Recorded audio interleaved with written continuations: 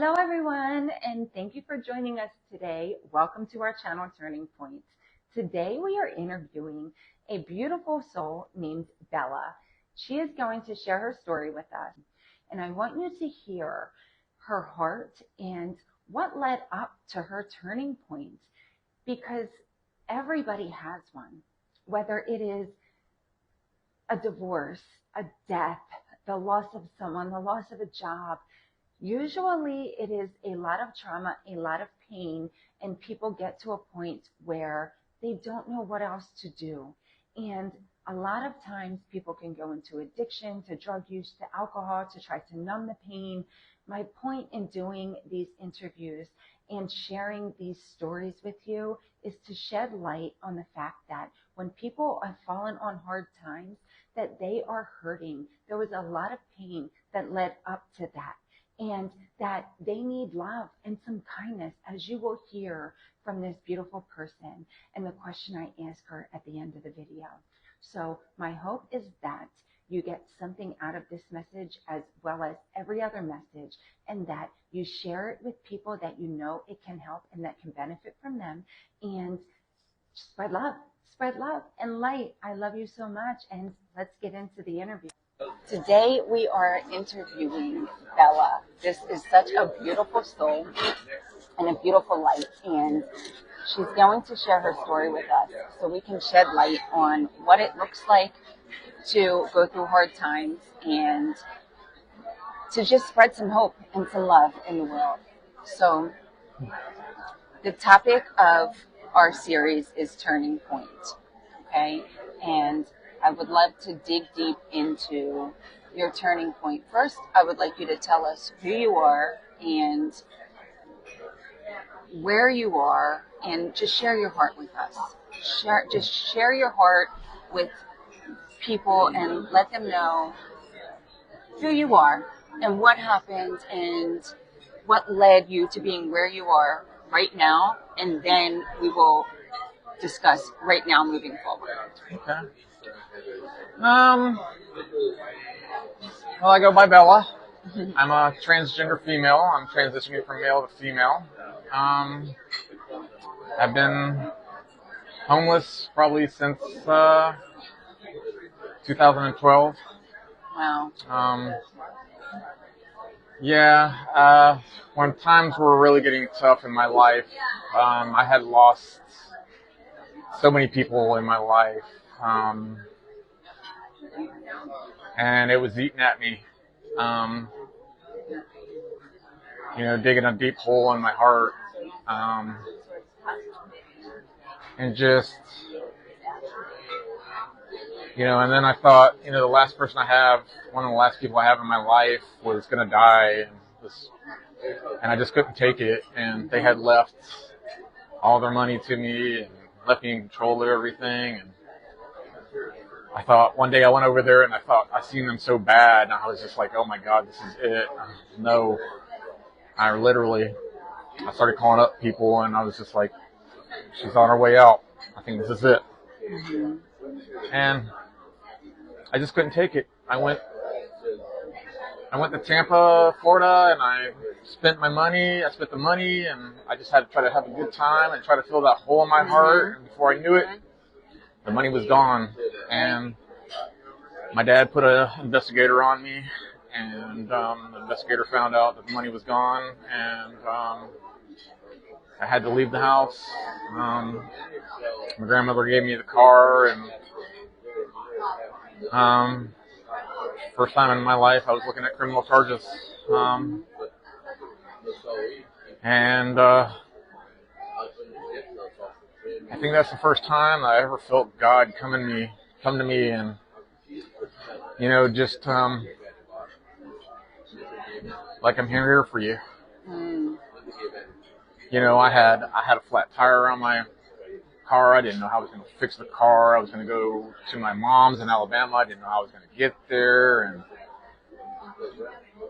God sent an old friend of mine back into my life, and she disappeared out of nowhere. And was like, "Oh, how you doing?" And I told her my story, and she's like, well, I'll help you out. I got some work for you if you willing to do it, and I'll fix your tire, and I'll give you some gas money, and I'll give you some food. I got some food for you too. And I was just like, wow. And this time when I'm feeling absolute desperate and just down, like there was just no further down I could go. It's just. It came through. Yeah, it came through. So what happened with the car?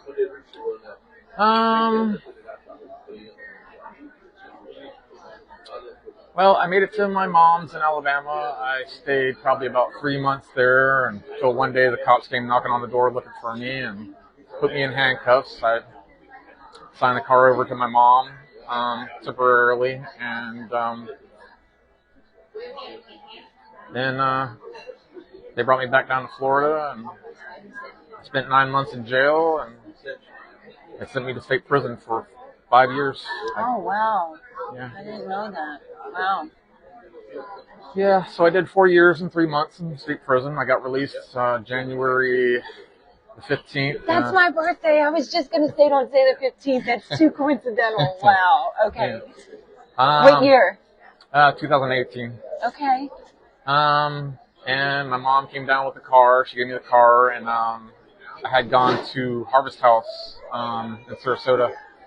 I drove down here, and I parked the car there, and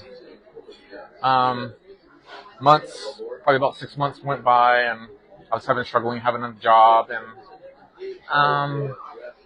so I had to sell the car. Right. I mean, I couldn't keep it on the lot because I didn't have a tag on it or Right. nothing, so I had to sell the car, and so yeah, the car's gone, and you're just out here. So, okay, first, before we talk about what life looks like today, I would love for you to speak about your turning point. Like, when you grew up, did you grow up in, how was your childhood? How would you describe it? I would say my childhood was half blessed and half chaos. Okay. I grew up in an upper middle class family. My family had their own business, a motorcycle shop. So I grew up in that, helping my dad. Every time I came home from school, I helped my dad and made a little money. And I had an abusive stepmother that abused me physically. I had an abusive my dad that abused me vocally. But I also had my grandparents across the street. That was like my saving grace. That installed a lot of values and stuff. If it wasn't for them, I don't know where I would be today. But anytime they would get in serious fights, like I would go over to my grandparents and I would stay there and do things with them. And yeah. So your childhood was a lot like mine. That's funny.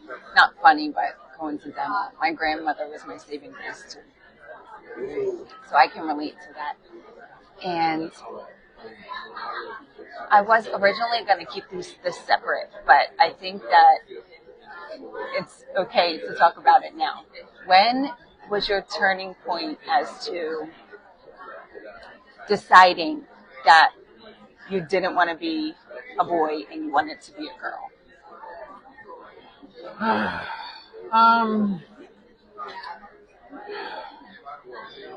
I think in my early 20s, I decided to really turn my life and start living my life as a girl. A major turning point in when I was struggling with it. I didn't want to do it anymore. I didn't want to do this anymore. I didn't think it was right. I was done. And I remember the biggest turning point in my journey was I just had enough. And I said out loud, I have enough. I'm not doing this anymore. And I felt just deeply sick all over my body, mentally, physically. I was just sick, and I was just an overwhelming sickness. Like I felt like I was dying, and I was preparing myself like, oh, this is it. I'm going to die. This is the end. And as the pain just grew and grew and just became too much, I was just like, okay, I've had enough.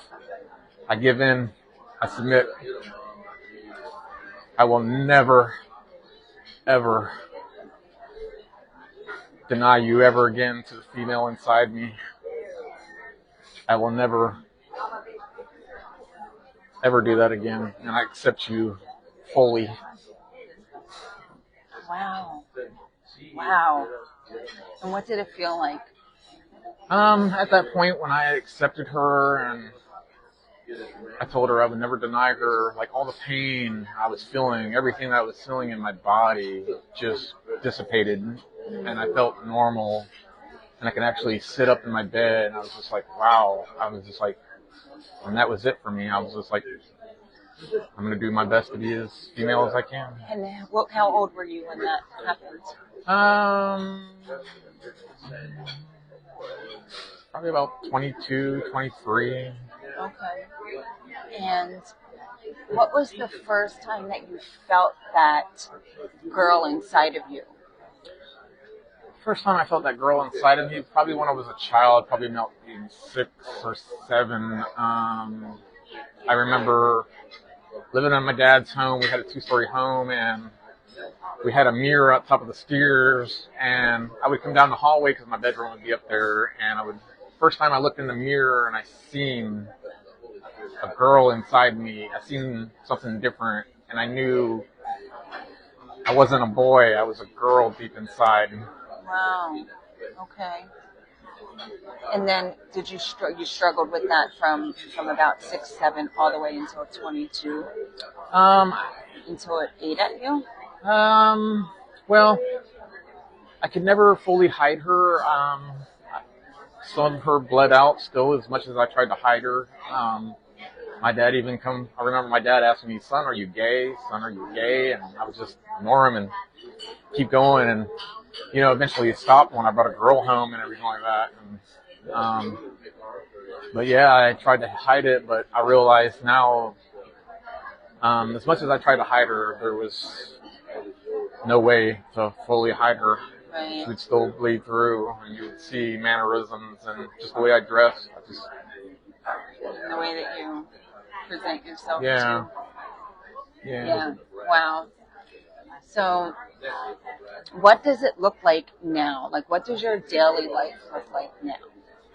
When you wake up in the morning, like even when you fall asleep at night, can you touch on that a little if you're comfortable with that? Yeah, sure. We'll start at nighttime.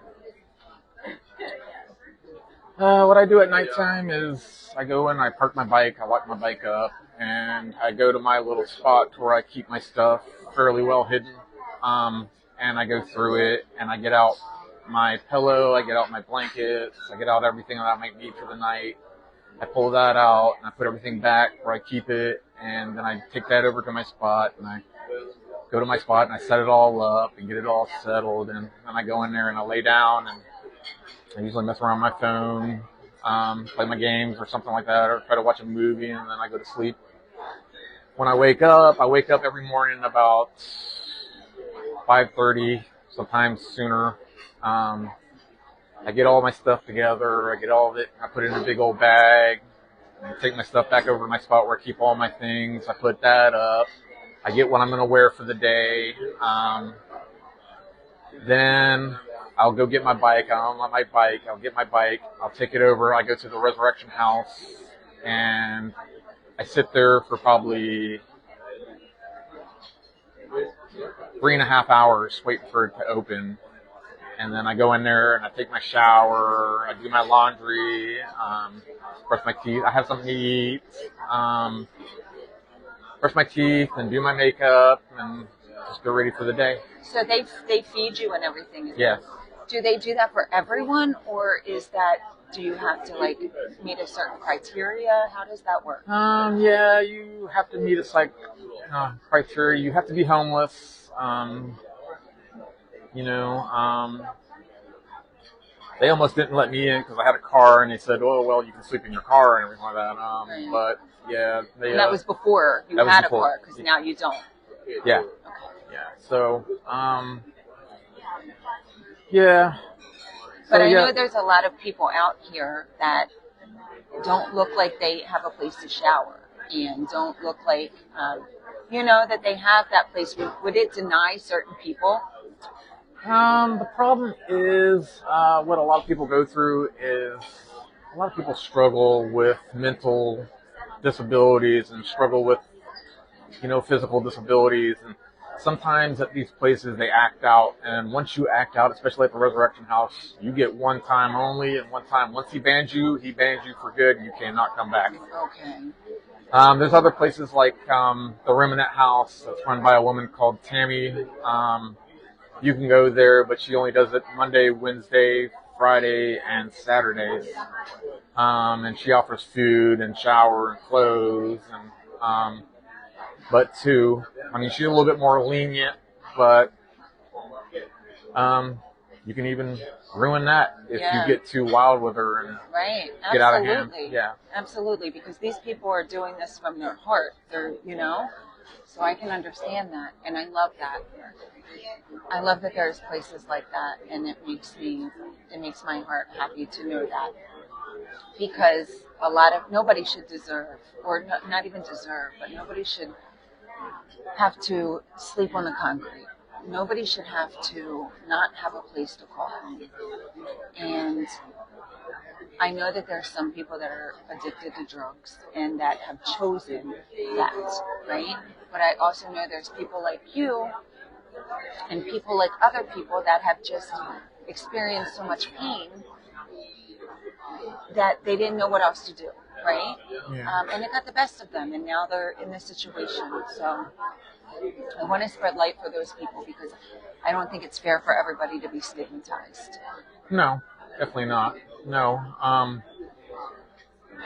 I think there ought to be a lot more to do for people, because nobody really truly knows what everybody goes through. I mean, we all have our own story and everything that we've been through, and oftentimes you don't know what somebody's gone through, how they got to here. And I've heard so many things, I've connected with so many people, and you really don't know what we've been through. And we need more people to be compassionate and show compassion, and try to be understanding, and have a soft touch with these people, because these people have been through so much. Amen. Thank you for sharing that. And I hope that this touches some people and changes their hearts to be more willing to be compassionate and to help people. So I know that people are going to ask the question, how do you have a phone? I can see it now in the comments. So I just want to speak on that. Okay. Do you get like a certain amount of, do you get any money any month? Like, do you get, or did they donate a phone to you? Well, there's multiple ways you can get a phone. There's a government assistance as long as you have Social Security, or you have some kind of disability where you have EBT. You can get a free phone from different companies. Okay, so I just wanted to clarify that. Yeah. Because I don't want people to say, oh, well, they have a phone, so they must be okay. It doesn't mean that they're not still sleeping outside at night. It doesn't mean that they are not still struggling and, going days without knowing where they're going to eat and how they're going to survive. So I definitely just wanted to touch on that. And lastly, the last thing that I would like to talk about, because you totally just stole my heart with this, is about the God thing. I know some people, especially being at their bottom and especially experiencing the things that you experience and going through, life, not having a place to call home, not feeling necessarily loved all the time and all that stuff. You can feel like God failed you. People out here do. I've spoken to a few. And people out here, some of them are mad at God because of what they're going through. But you are not.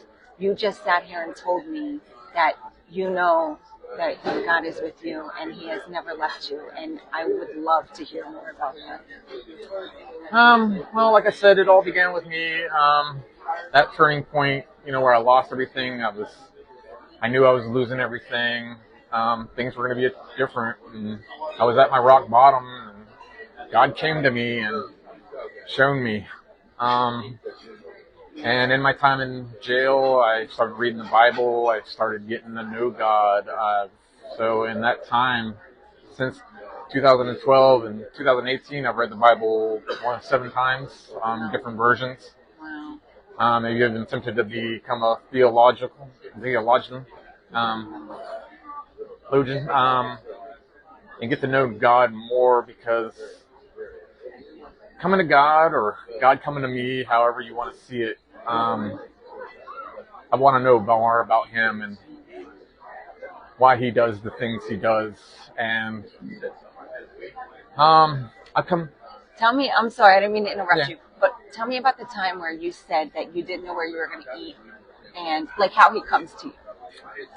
Yeah, I've struggled where times I didn't know where I was going to get food, where I was going to eat. I was thinking, I was fretting about, oh my God, I'm going to starve tonight. And just Him coming to you and putting things in your mind that you just didn't think about at the time, and it just came to me, and it was just like, oh yeah, today's Thursday, and such are feeding at such and such point at such and such time, and it just came to me, and I was just like, thank you, God. And I was just like, whew, wow. Yes. Yeah. I love that, because He will come to us in our darkest moments. He's always there. I love that so much. If you had one thing that would help you today, like what would that be for the world? If there's anything anybody in this world could do to help people in your situation, what would it be? What would you ask or suggest? That's a hard one, because people need so much. I think the one thing they need the most is knowing that somebody cares. Just knowing that would help people, tremendously, to know that somebody's out there that cares about them and loves them. I think that would be the biggest thing. Wow. Wow. I love that. I love that. And I feel the same way. And God put this on my heart 2 years ago. And I'm just now stepping out and taking action. But that was the same thing. People just want to know that they matter, that somebody cares, and that they're not rubbish, and that they're not, just thrown away. Yeah. Because so many people out here have amazing hearts. You, Alvin, what's the other guy's name over there? Oh, Tom? Jeff, Yep. okay. Like, amazing, amazing people. They're so sweet and so nice and so loving. And my hopes with this message is that the people that watch it, it changes something inside of you to be nice to people that you see struggling, to show a little bit of compassion, to just empathize a little bit, and just be nice, be kind, and show them that they are human and that they matter too. So thank you so much for sharing your heart with us, and your story and your message.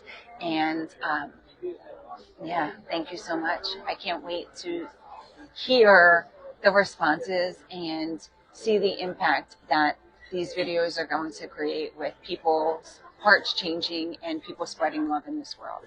So thank you for watching, and love you guys, and can't wait to see you again. Wow. So, as you already know, it is hard enough to get through life dealing with pain and dealing with trauma. I couldn't even imagine dealing with the unknowing of who you were, right? Or being born a certain way and feeling with every fiber of your being that you were meant to be someone different. So my heart goes out to her.